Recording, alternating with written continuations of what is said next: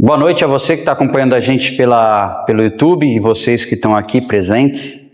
Hoje chegamos a mais uma roda de conversa, né? A nossa série No Mundo Espiritual dos livros de André Luiz. Já fizemos Nosso Lar, estamos fazendo agora Mensageiros e hoje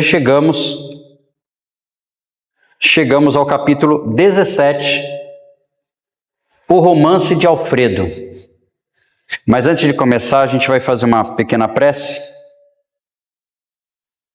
Fechemos os nossos olhos e agradecemos em primeiro lugar ao nosso mentor, ao nosso anjo da guarda, que sempre nos acompanha, nunca nos abandona, às vezes se afasta, porque a gente se afasta do que é bom, do que é correto, mas ele nunca se afasta da gente, nunca desiste da gente. Agradecemos também a Jesus por ser esse farol guia que pavimentou o caminho que temos que seguir. Ele mesmo disse que eu sou o caminho, a verdade e a vida, ninguém vai ao Pai senão através de mim, e que nós possamos seguir, trilhar esse caminho que Jesus deixou pavimentado. E por último, e não tão menos importante, mas mais importante de todos, agradecer a Deus pela oportunidade da caminhada terrena, para que possamos acertar os nossos ponteiros, colocar a nossa vida espiritual em dia. Que assim seja, graças a Deus e graças a Jesus. Então é isso.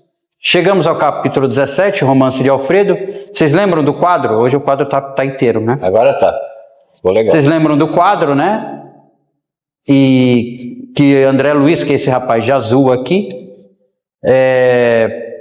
achou que era uma cópia de uma obra que está na Itália, na Itália não, na França, perdão, no Panteão, né? Panteão dos Andrade. Isso. Panteão do quê? Dos Andrade não, Panteão.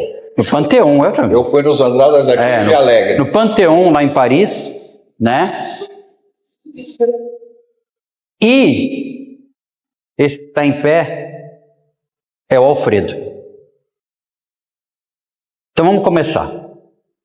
Depois de alguns minutos, utilizados por nós no serviço da higiene reconfortadora, Alfredo convidou-nos à mesa onde Ismália, com extrema fidalguia, mandou servir frutos diversos. Pausa.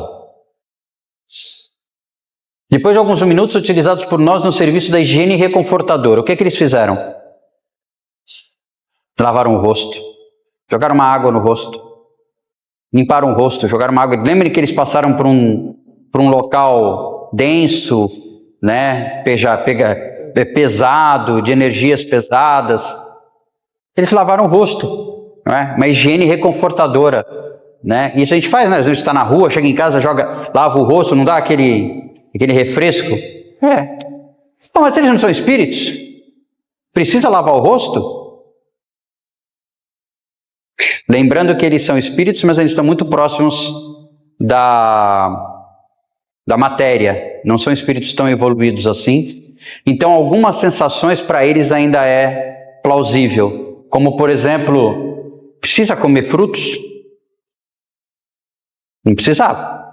Espírito evoluído não precisa. Espírito evoluído já vive da energia que emana por todos os cantos do universo. Se alimenta pela respiração, como nós vimos no nosso lar, né? Isso. Se alimenta pela respiração. Se alimentam pela respiração. O famoso prana, né? O famoso prana. Continuando. Os senhores do castelo não podiam ser mais gentis. Servidores iam e vinham com grande júbilo a lhes transparecer do rosto. A palestra de Alfredo e as observações de Ismália estavam cheias de notas interessantes e educativas. E qual a sua impressão dos serviços em geral? Perguntou Aniceto, atencioso, dirigindo-se ao dono da casa. Excelente quanto às oportunidades de realização que nos oferecem, respondeu Alfredo em tom significativo. Entretanto, não tem o mesmo parecer quanto à situação em curso. Então ele fala que a impressão dos serviços em geral é excelente por causa das oportunidades de realização que nos oferecem. De novo, o trabalho, né? Eles se realizam trabalhando em prol do próximo. Mas no final ele fala aqui, não tem o mesmo parecer quanto à situação em curso, e agora ele vai explicar o que está acontecendo. As zonas a que servimos estão repletas de novidades dolorosas, lembrando que esse posto fica bem no meio de uma zona umbralina, entre nosso lar e a terra. O presente período humano é de conflitos devastadores e as vibrações contraditórias que nos atingem são de molde a enfraquecer qualquer ânimo menos decidido. Desencarnados e encarnados empenham-se em batalhas destruidoras. É uma lástima. Esse texto foi escrito agora, né? Ué? Esse texto foi escrito agora, em 2025? 2026? É igualzinho, né? Ou foi em 1946? 47. Né? Aí a coisa vai se repetindo, vai se repetindo. Como é que Chacrinha falava? Nada se cria, tudo se copia, né? Então, a humanidade acaba repetindo erros. Quando eu li esse texto, eu falei assim, caramba, tá falando de agora, né? Esse livro não é tão antigo assim, né? Não, nem parece que tem quase 100 anos, né? 80 e poucos anos, quase 80 anos. Multiplica-se o número de necessitados que recorrem ao posto, continuou indagando o nosso orientador, no caso o Aniceto. Enormemente, nossa produção de alimentos e remédios tem sido integralmente absorvida pelos famintos e doentes. Alimentos e remédios, de novo, né? Apesar de serem desencarnados, de serem espíritos, eles necessitam do alimento, porque ainda estão muito próximos da carne, né, da matéria, e os remédios que, na realidade, opinião minha, abre aspas, são placebos, né? Porque, na realidade, o remédio mesmo deve ser dado através de um passe, através de alguma outra forma. São fluidos, né? São fluidos, mas a não ser que eles façam remédios em formato... Os espíritos mais endurecidos, eles precisam disso. Sim. Não, mas eu tô falando... eles não estão sendo medicados. Não, o que eu quero dizer é que, a não ser que sejam cápsulas fluídicas. Isso. Pode ser. É isso aí. Você não lembra o André Luiz, nosso lá, quando ele chegou tomando aquele caldinho? O caldinho era para manter ele com a boca fechada, né? E a copo d'água ele tomava aquilo, era um caldo, era uma água. Mas aquilo era um alimento. Era um alimento. Que ele precisava. Era água fluidificada, né? O caldo era uma água fluidificada. Tenho 500 cooperadores, mas nos sentimos presentemente incapazes de atender a todas as obrigações. As massas de sofredores são incontáveis. Noutro tempo, nossa paisagem se mantinha sem sombras durante muitas semanas, mas agora, e vocês lembram no último capítulo, e no penúltimo também, quando eles começam a descer a região umbralina, eles relatam de uivos, gritos, sombras. Nesse instante, Ismália pediu licença para dirigir-se ao interior. E como Alfredo fixasse os olhos nos meus, aventurei-me a considerar: ainda bem que tendes uma abnegada companheira ao vosso lado. Ele e Aniceto sorriram, tipo, inocente. Sabe nada. Sabe nada, inocente. Ele e Aniceto sorriram, quase a um só tempo, falando-lhes o administrador. No caso, Alfredo. Ah, meus amigos, por enquanto não tenho essa felicidade em caráter definitivo. Minha esposa e eu temos o divino compromisso da união eterna, mas ainda não lhe mereço a presença contínua. Ela é a bondade celeste, viu, Celeste? Eu falei para ela. Ela é a bondade celeste e eu a realidade humana. Depois de pequena pausa, prosseguiu com gentileza. Aniceto conhece bem a história, vocês, porém, a ignoram. Sentir-me-ei, portanto, contente em relatar algumas lembranças com benefício duplo. Aliviarei o coração, uma vez mais, contando minhas faltas. E vocês dois, que talvez tenham em breve novos serviços na Terra, aproveitarão, por certo, alguma coisa das minhas experiências. Eu achei interessante porque a gente, enquanto está aqui, né, a gente tem essa máscara, né, essa casca aqui. Se a gente comete um erro, a gente quer que ninguém saiba, né? A gente bota embaixo do tapete e deixa quieto. Lá não. Eles se esforçam para cada vez mais ficar contando para quem não sabe as faltas que cometeram. Eu acredito, primeiro, para que os outros sirva de lição para os outros. mas também principalmente para que ele se lembre do que ele cometeu e não cometa novamente, né? Correto. Para que a lição fique gravada na cabeça dele. Ismália e eu guardávamos um escrínio, é um pequeno cofre, né? Um escrínio de felicidade no mundo. No entanto, os salteadores perversos espreitavam-nos a aventura. Minha responsabilidade era enorme no campo dos negócios materiais. E longe de compreender as obrigações sublimes de esposo e pai, não procurava atender aos deveres justos para com o lar e os 2 filhinhos que Deus me enviam ao círculo doméstico. Ou seja, ele focava muito no trabalho, não tanto na casa, né? Ele ficava mais preocupado com os bens materiais, com a empresa, com o trabalho, com o serviço, relegava um pouco a casa aos cuidados da Ismália. Ele não se tornava presente, né? Ismália, porém, era a providência da nossa casa. Esqueci-me, contudo, de que a virtude, a qualquer tempo, será atormentada pelo vício, e minha nobre companheira foi vítima da maldade de um amigo desleal, com quem tinha eu inúmeros interesses em comum no campo monetário. Eram sócios de alguma razão, né? Minha esposa sofreu em silêncio a perseguição dele por alguns anos consecutivos. E quando meu desventurado sócio verificou a inutilidade da atitude criminosa, ou seja, o sócio dele dava em cima da Ismália, né? Tentava fazer a Ismália cometer adultério de alguma forma. Quando ele viu que não ia dar certo, ele tentou outra coisa. E quando o meu desventurado sócio verificou a inutilidade da atitude criminosa, em franco desespero, buscou envenenar meu espírito desprevenido. Começou por advertir-me quanto ao procedimento dela, atordoou-me, envolvendo-a em acusações descabidas, subornou criados domésticos e colocou espiões que seguissem minha querida Ismália nas tarefas de esposa e mãe. Stalker, né? Naquela época já tínhamos os stalkers, né? Ele era um stalker já. Stalker é perseguidor, né? Aquele cara que fica perseguindo uma pessoa famosa e tudo. Pela internet. Não só pela internet, até fisicamente. Esse homem exercia profunda influência sobre mim, e atendendo aos laços que nos uniam, minha companheira jamais se sentiu com bastante coragem para denunciá-lo. Enquanto dava ouvidos à calúnia, fora de meu círculo doméstico, tomara-me intolerável dentro dele. Então ele começou a ser envenenado pelo sócio e amigo contra a esposa, né? E às vezes isso acontece mesmo, né? A gente acaba, ou um amigo, ou alguém do nosso conhecimento, um familiar. Quantas fofocas não são feitas dentro de famílias, né? Entre familiares. Famílias se desfazem, brigas acontecem por causa de mentiras e fofocas, né?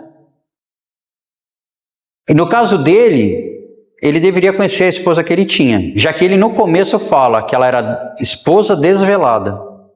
Então ele nunca poderia ter dado anuência ou ouvidos para o sócio dele. Mas cheguei a acusá-la veladamente. Desculpa, pulei um parágrafo. Enquanto dava ouvidos à calúnia, fora meu círculo doméstico, tomara-me intolerável dentro dele. Não sabia contemplar minha esposa com a despreocupação e a confiança absoluta de outra época. Via o mal nos seus mínimos gestos e queria descobrir segundas intenções nas suas frases mais inocentes. Cheguei a acusá-la veladamente. Ismália chorou e calou-se.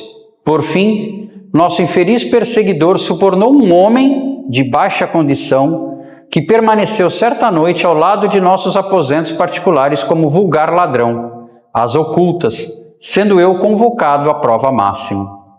Penetrei no quarto em extremo desespero e acusei em voz alta ao ver a companheira profundamente tranquila. Ou seja, ele percebeu que tinha um homem dentro da casa e já achou que era um amante dela. Ismália levantou-se, receosa da minha saúde mental, mas não lhe atendi os rogos, procurando como louco o conspurcador da minha honra.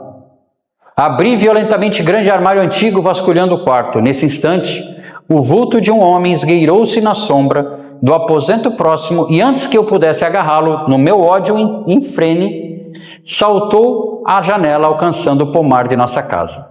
Corri desesperado, detonando balas a esmo, mas nada consegui. Regressei ao quarto e, para cúmulo da calúnia odiosa, o desconhecido deixara atrás de si um chapéu novo, rigorosamente moderno, para que se acentuassem meus sentimentos terríveis. Olhos com gestos, vomitando insultos, quis eliminar Ismália, banhada em lágrimas aos meus pés. No entanto, alguma coisa que nunca pude compreender na terra paralisou-me o braço, quase homicida. Possivelmente o anjo da guarda dos dois. Espiritualidade atuando, né? Vociferando blasfêmias, surdo aos rogos dela, afastei-me do lar, tomado de horror. No dia imediato, fiz valer meu direito exclusivo sobre os filhos e providenciei para que Ismália, convertida em estátua de dor, fosse restituída à fazenda paterna, ou seja, mandou para a casa dos pais. Contratei uma governanta para os meninos e logo após tomei um paquete, que é um pequeno navio a vapor, né? Para a Europa, onde demorei mais de 3 anos. Parece um dramalhão mexicano, né? Aquelas novelas carregadas, né? Nunca me propus a verificações sérias, e embora tivesse o espírito incessantemente atormentado, omitindo os sentimentos mais íntimos, jamais procurando notícias da companheira caluniada. Ou seja, ele simplesmente acreditou naquele quadro, né? Não quis dar ouvidos à Ismália, simplesmente tomado de ódio, ficou cego, né? Certo dia recebi uma carta lacônica na costa francesa. Um parente dava-me informações da esposa. Após 2 anos angustiosos, entre a saudade e o abandono, Ismália fora colhida pela tuberculose, falecendo em terrível martírio moral. Além de ter morrido de tuberculose, ela morreu com terrível martírio moral, porque naquela época ela foi acusada de adúltera. Imagina como devia ter sido, como foi a vida dela. Fala, Arlindo. Que nem a história de Orfeu. A história de Orfeu da mitologia grega também. Ele matou a mulher por causa de fofoca. A mulher nunca traiu ele, então as pessoas, não, ela tá te traindo, tá? E ele acabou matando ela. E tanto que essa história até virou uma minissérie, eu acho, Orfeu. Obrigado, Arlindo. Realmente, você vê que as histórias, isso acontece, quantas histórias parecidas devem estar acontecendo hoje, nesse momento, no mundo inteiro. Deliberei então a volta, fixei-me novamente no Rio de Janeiro, eduquei os filhinhos e conservei a dolorosa viuvez no desencanto do coração. Os anos rolaram uns sobre os outros, quando fui chamado à cabeceira do ex-sócio agonizante. O infeliz, em face da morte, confessou o crime odioso, pedindo um perdão que, infelizmente, não pude conceder. Transformei-me desde então num louco irremediável.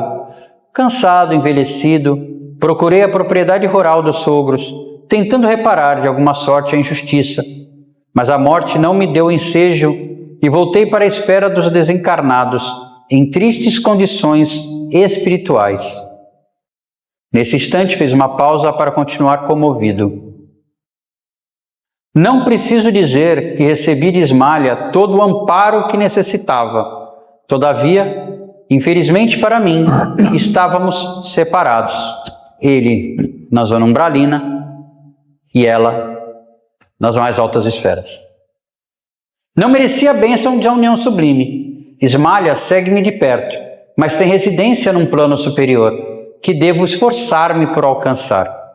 Desde muito, dediquei-me aos serviços do nosso posto de socorro, consagrei-me aos ignorantes e sofredores, e minha Santa Ismália vem até aqui, mensalmente, incentivar-me o bom ânimo e amparar-me nas lutas.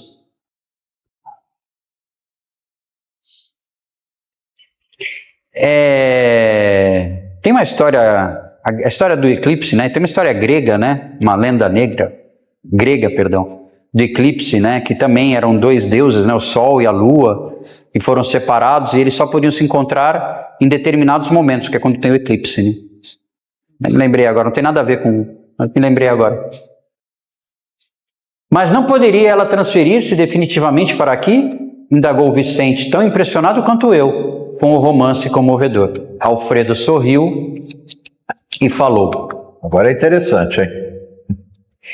Sei que Ismália tem trabalhado para isso, que seu ideal de união eterna é idêntico ao meu, atendendo à circunstância de estar o superior sempre em posição de dar ao inferior. Mas não ignoro que foi advertida por nossos maiores sobre as minhas atuais necessidades de esforço e solidão. Preciso conhecer o preço da felicidade para não menosprezar de novo as bênçãos de Deus. Minha esposa deseja descer para encontrar-se definitivamente comigo. Entretanto, é necessário que eu aprenda a subir e, por esse motivo, ainda não recebemos a devida permissão para o definitivo consórcio espiritual. Eu espero que o Alfredo já tenha conseguido, nesses 80 anos que se passaram dessa história, conseguido essa elevação. Observando-nos a emoção, concluiu: estou resgatando crimes de precipitação pela impulsividade delituosa. Perdi minha paz, meu lar e minha devotada companheira. Conforme ouviram, não matei, nem roubei a ninguém, mas envenenei-me a mim próprio. A calúnia é um monstro invisível que ataca o homem através dos ouvidos invigilantes e dos olhos desprevenidos. Parece aquele pessoal, eu podia estar roubando, podia estar matando, estou aqui vendendo bala. Vou repetir para a gente prestar bem atenção. Estou resgatando crimes de precipitação. E quantas vezes a gente não toma decisões precipitadas, né? Ou toma uma informação como verdadeira sem pesquisar a verdade. E hoje no mundo digital é o que mais tem, né? Hoje eu posso, em 5 minutos aqui ou menos, criar uma foto de vocês completamente diferente do que vocês são, né? Vocês podem pegar uma foto de vocês paradas e fazer vocês ficarem jogando bola, jogando baralho, isso em 5 minutos. Então a gente tem que ter muito cuidado para, quando vê uma notícia, para ter certeza de que é verdadeira, antes de sair divulgando ou antes de sair trazendo essa informação para dentro de si. Mas normalmente as pessoas não fazem isso. Infelizmente não. Você age de cabeça quente. A gente age pela emoção, né? A gente age pela emoção, né? E eu não estou aqui, eu vou falar um negócio para vocês. Não somos juízes de nada. Eu não sou juiz de nada. Eu não sei se na situação do Alfredo eu não teria feito pior, né? A gente nunca sabe. Nunca sabe, né? Olhar de fora é fácil, né? A gente vendo a história, a gente sabendo os dois lados, é fácil, mas você estando no meio do olho do furacão... O que a gente tem que aprender, lendo essas obras, qualquer obra espírita, principalmente a de André Luiz, é que a gente não está aqui para julgar ninguém, nós não temos capacidade de julgar ninguém. Quem somos nós, né? Quem somos nós? Estamos aqui para aprender a lição, para não fazer igual, não para julgar se ele foi errado, se ele foi certo, nós não temos capacidade para isso. Tem um amigo meu, eu considero meu amigo, né? Faz tempo que a gente não se vê, o Antônio Luiz. Ele chegou a ser uma época diretor mediúnico lá do GELF. E foi meu parceiro em várias obras lá também. E ele falava uma frase que é assim: nós temos mania de pedir justiça para os outros e caridade para nós. Clemência, né? Mas o termo agora não é caridade e clemência, agora eu não lembro o termo.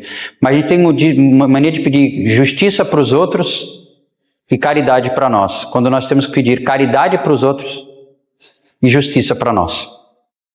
Entendeu? Pela impulsividade delituosa perdi minha paz, meu lar e minha devotada companheira. Conforme ouviram, não matei nem roubei, porque a gente acha que só vai para o umbral quem mata, quem rouba, né? Não. Mas envenenei-me a mim próprio, ou seja, ele não fez mal a ninguém, fez, a mão esmalha, né? Ele duvidou da esmalha, mas quem mais se prejudicou nessa história toda foi ele próprio, que ele envenenou a si próprio. A calúnia é um monstro invisível que ataca o homem através dos ouvidos invigilantes e dos olhos desprevenidos. Então que a gente não tenha nem ouvido invigilante, nem olho desprevenido, ou seja, quando a gente ouvir alguma coisa, será que é verdade? Antes de ficar... lembrei agora também, quem é daqui da Baixada, daquela moça que acabou sendo brutalmente espancada, né, agredida até a morte no Guarujá, porque alguém disse que ela tinha sequestrado um menino, alguma coisa, porque ela era uma pessoa parecida, infelizmente muito parecida com quem realmente cometeu o crime. Entendeu? Ela com certeza já está cuidada, está tudo certo com ela. Agora eu fico imaginando as pessoas que cometeram esse ato, no ato de justiça, né, com o objetivo de fazer justiça com as próprias mãos, cometeram uma grande injustiça. Então a gente não tem que cometer, como disse o Silvio, a gente não tem direito de julgar ninguém, entendeu? Existem órgãos para isso. Existe a justiça dos homens e existe a justiça de Deus. A gente tem que fazer a nossa parte, que não é julgar os outros. Claro que aqui, por exemplo, ninguém vai ficar feliz quando acontece vou dar o exemplo do Orelha, lá do cachorrinho, né? Não estou feliz com... Eu sei, as crianças que cometeram isso vão ter que pagar de alguma forma, né? Não estou aqui dizendo que eles têm que ficar livre disso. Mas não sou eu que tenho que julgar. Muito pelo contrário. O cachorro, como a gente sabe na doutrina espírita, já está tudo certo com ele. O Orelha já está numa colônia espiritual lá no Mato Eu vejo até no Instagram lá, como é, a gente vê no Instagram, no TikTok, as pessoas, os macumbeiros fazendo macumba para os caras. Não entendi. Os macumbeiros fazendo macumba. Fazendo trabalhos para prejudicar outra pessoa. Ah, tá, existe muito disso. Tem muitos, assim, da mesma forma que existem pessoas que entendem a doutrina espírita da forma errada, tem gente que entende qualquer outra doutrina espiritualista da forma errada. Católico, evangélico. Entendeu? Em vez de você... tudo bem que eu respeito a tradição deles, não concordo muito, mas respeito. Se você faz um trabalho, se o trabalho, vamos dizer assim, é para, poxa, eu quero, sei lá, melhorar de vida, estou com um problema de saúde. Vamos falar assim, estou com um problema de saúde. Então procura a mãe de santo, o pai de santo, que trabalha na Umbanda, no Candomblé, de forma séria, e ele vai fazer lá o trabalho, sei lá, o trabalho que ele tiver que fazer, né? Mas claro que você tem que fazer a sua parte, você tem que continuar o tratamento, você tem que tomar os remédios, igualzinho à casa espírita. Você vai numa casa espírita para fazer um tratamento de cura, né? Fluidoterapia, por exemplo. A pessoa que vai te atender vai te encaminhar para um tratamento de passe, de algum tipo de tratamento fluídico, perfeito. Mas não pode, em hipótese alguma, falar para você parar de fazer o tratamento alopático. Você tem que continuar indo no médico, tomando os remédios, você tem que fazer a sua parte, né? E aí, se for mérito seu, você pode ser curado, ou não. A gente tem que parar com o conceito que muitas pessoas acham que por ser espírita você tem uma evolução maior. Não. Isso não é. Muito pelo contrário. Muito pelo contrário. Você tem pessoas católicas, você tem os crentes, você tem o pessoal da Umbanda, que às vezes é muito superior, até um ateu pode ser superior espiritualmente que os espíritos. Eu acho que é Chico que falou isso, né? Mais vale um ateu... Eu nunca lembro as frases de todo, mas mais vale um ateu caridoso do que um espírita vaidoso. Bom, o capítulo encerrou por aqui, mas É o momento que todo mundo está esperando, né? Mas a parte que O Arlindo gosta. o Arlindo gostava, o aluno novo gosta também. Também deve gostar, também deve gostar. Para quem não está entendendo, nosso querido Arlindo aparou a penugem da cabeleira, então a gente está brincando com ele. Questão de interpretação, capítulo 17, perdão, né? Ah, é. Foi um erro desse que vos falo. Segundo o relato de Alfredo, no capítulo Romance de Alfredo, qual foi a principal causa de sua separação espiritual definitiva de Ismália após o desencarne? A morte precoce de Ismália em consequência da tuberculose que impediu a continuidade da convivência espiritual? A interferência direta dos mentores espirituais que proibiram a união por motivos desconhecidos? A falta de perdão de Alfredo ao ex-sócio que gerou impedimentos imediatos à vida em comum no plano espiritual? Mas ele não perdoou o sócio, hein? Tá. A impulsividade, a falta de vigilância moral e a aceitação da calúnia que o levaram a destruir o próprio lar e perder o merecimento da união espiritual. Eu fui muito bonzinho dessa vez, tá? Essa vez foi muito bonzinho. Fui muito bonzinho dessa vez. Essa aí tu deixou muito fácil, né? Alguém quer arriscar a ideia central do capítulo?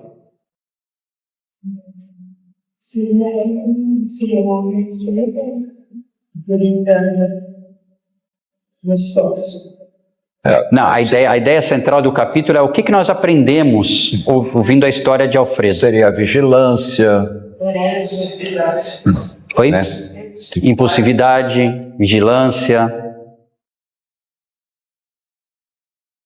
Primeiro que a justiça divina é educativa e não punitiva. Então, o que aconteceu com Alfredo não é punição, é educação. A separação de Ismália não é castigo, mas oportunidade de aprendizado para que Alfredo compreenda o valor da felicidade, do amor conjugal e da responsabilidade moral antes de merecer a união definitiva. Ele tem que se elevar, ele tem que alcançar Ismália e não Ismália se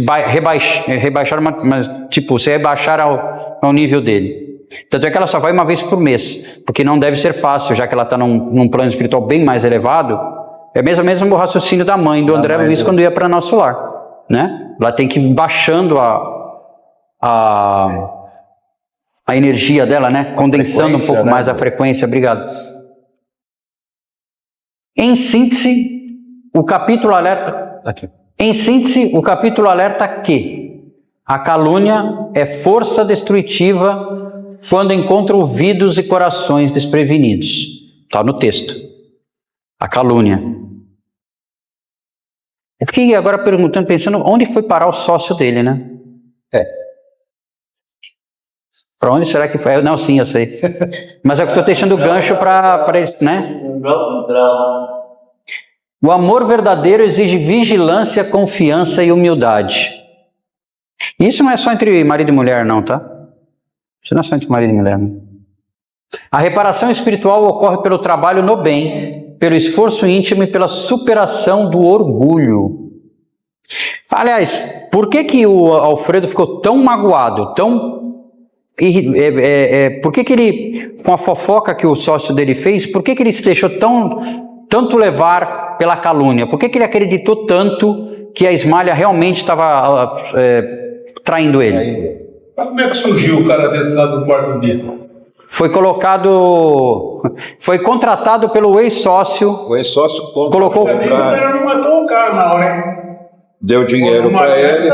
Estava lá foi relatado lá no texto. Uma dessa, você sabe que eu tenho um caso, eu tinha uma açougue na Barão, e a senhora era muito bonita. E quando ela foi trabalhar na Sabesp, aí o negócio não gostou. E ele descobriu, ele pegou inclusive ela da Praia Grande, e ele ficou mais louco, foi quando o juiz lhe deu a corda da filha para a mãe. Ele me relacionou e cara, eu vou matar ela. Aí eu fui fazer uma dureza ginasial e eu via também ela, né? Assim, eu falei, Jorge, chama Jorge. O Zezinha está vindo, Jorge, você não vai matar ninguém. Deixa ela seguir a vida dela e tu segue a tua, cara. Você tem uma filha hoje aí, 5 aninhos, 6. E a mulher, quando ela for mulher? vai jogar na tua cara que você matou a mãe dela. Deixa ela. Separa e pronto. Vamos pegar esse gancho do seu Albino.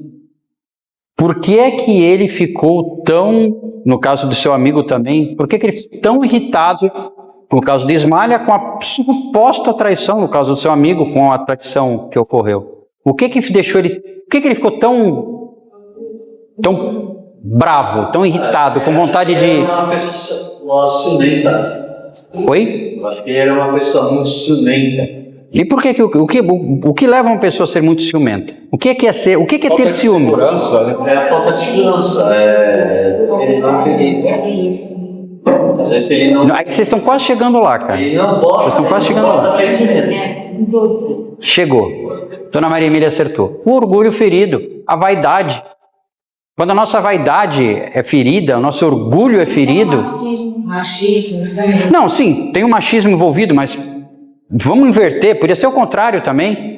É que aqui, como naquela época, ainda hoje é um pouco, mas naquela época mais, a sociedade era patriarcal, né? Então eu acredito que eles colocavam o marido cometendo erro e não a mulher, até para não criar mais problema, né? Para que eles entendessem que os homens também erram, e muito, não só pouco. Mas podia ter sido o contrário.